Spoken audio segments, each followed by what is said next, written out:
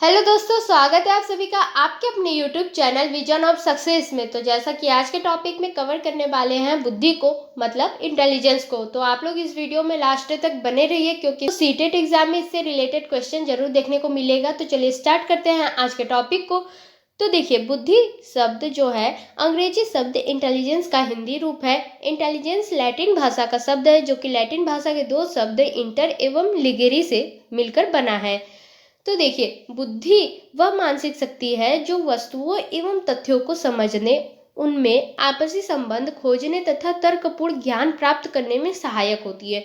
तो यही बुद्धि कहलाती है। और बुद्धि के तीन पक्ष होते हैं। एक होते हैं कार्यात्मक, दूसरा होता है संरचनात्मक और तीसरा होता है क्रियात्मक। बुद्धि को तीन भागों में बांटा गया है। पहला है मूर्त बुद्धि, अमूर्त बुद्धि और सामाजिक बुद्धि। तो इन सब के बारे में एक एक करके आगे देखते हैं। तो पहले देखेंगे मूर्त बुद्धि।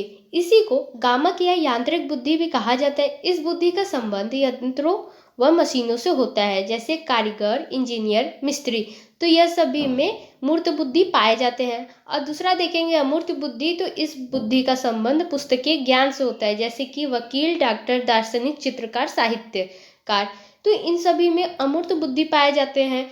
अगर पेपर में पूछ दिया जाए कि दार्शनिक में किस प्रकार की बुद्धि पाई जाती है, तो उसमें अमूर्त बुद्धि पाई जाती है। अगला देखेंगे सामाजिक बुद्धि। तो इस बुद्धि वाले व्यक्ति का संबंध सामाजिक कार्यों से होता है, जैसे कि मंत्री, व्यवसायी, सामाजिक कार्यकर्ता। और एक तरीके से इसमें शिक्षक भी आते हैं, क्योंकि शिक्षक जो है वह समाज में रहकर पढ़ाते हैं। जैसे कि बच्चों को पढ़ाते हैं तो वो अपना ज्ञान प्रदान करते हैं। तो ये सभी क्या होते हैं, सामाजिक बुद्धि वाले होते हैं। चलिए अब आगे देखते हैं बुद्धि की विशेषताएं, मतलब इंटेलिजेंस की जो विशेषताएं हैं उन सभी को देखेंगे। तो पहला पॉइंट है, बुद्धि जन्मजात शक्ति है और वंशानुक्रम से प्राप्त होती है। एग्जाम में पूछे कि बुद्धि को प्रभावित करने वाले कारक कौन से हैं, तो वह है वंशानुक्रम और वातावरण। तो यह दोनों बुद्धि को प्रभावित करने वाले कारक हैं। बुद्धि का विकास जन्म से लेकर किशोरावस्था तक होता रहता है। बुद्धि समस्या समाधान की योग्यता है। बुद्धि तर्क, चिंतन, कल्पना तथा स्मरण करने की योग्यता है। बुद्धि नवीन परिस्थितियों से सामंजस्य करने का गुण प्रदान करती है। तो ये सभी क्या है, बुद्धि की विशेषताएं हैं। अब चलिए आगे देखेंगे बुद्धि की परिभाषा।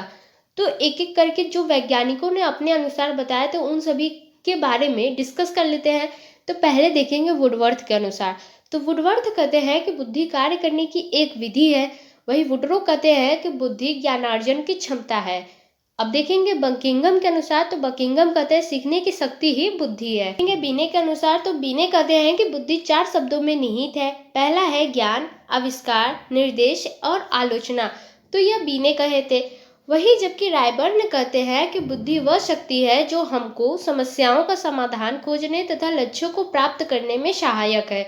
अगर आपके एग्जाम में इनसे रिलेटेड अगर कोई भी परिभाषा पूछता है, तो आप लोग इसे अच्छे से याद कर लीजिए। चलिए अब आगे देखते हैं बुद्धि के सिद्धांत।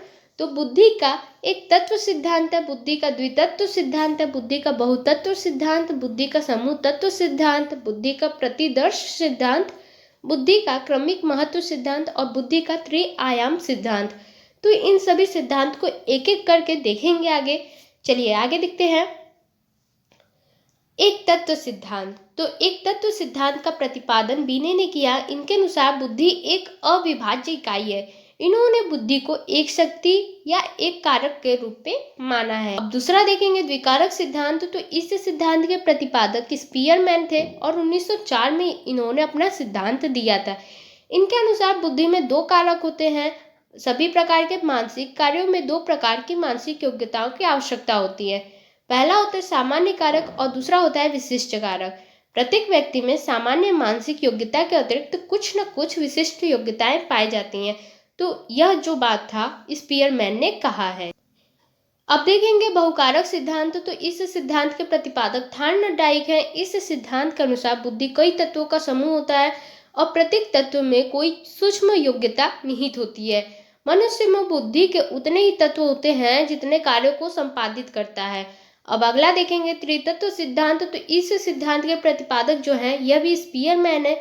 इस सिद्धांत में स्पीयरमैन ने बुद्धि के यश और जी तत्वों के साथ एक सामूहिक तत्व जोड़ दिया।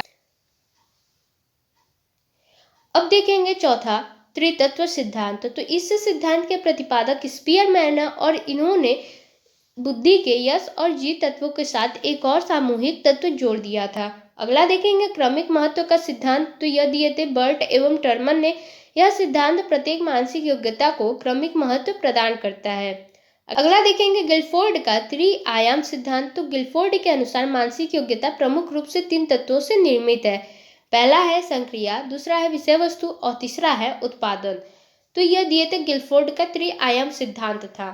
अब चलिए आगे देखते हैं समूह तत्व सिद्धांत। तो इस समूह तत्व के सिद्धांत के जो प्रतिपादक है वो थे थर्स्टन।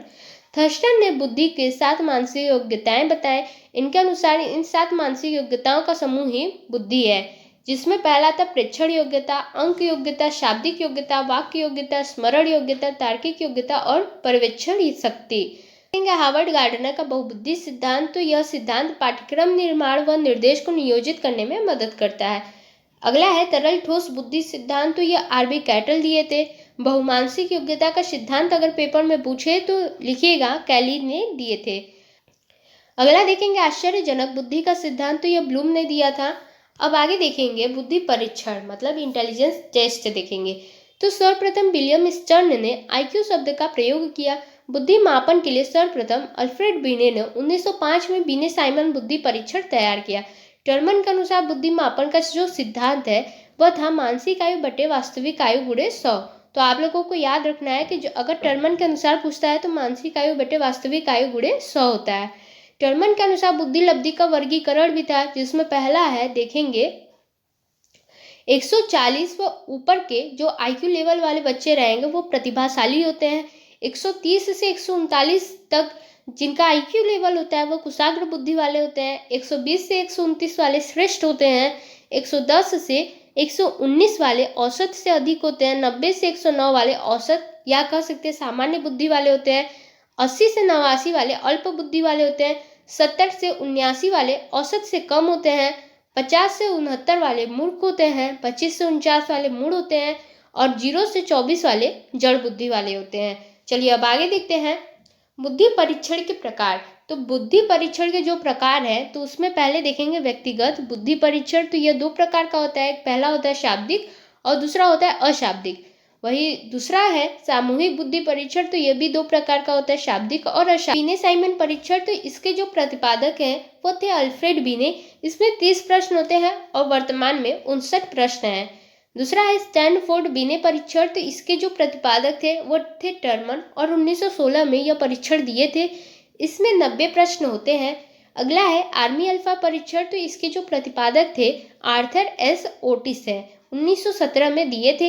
इसमें गणित, सामान्य ज्ञान, शब्दों संबंधी परीक्षण होते हैं। पहला एमसीक्यू है कि कक्षा में एक बालक अपने साथियों की अपेक्षा हर पाठ को सबसे तीव्रता से पढ़ता व समझता है, समस्या समाधान अद्वितीय तरीके से करता है, इसकी संभावित आईक्यू होगी।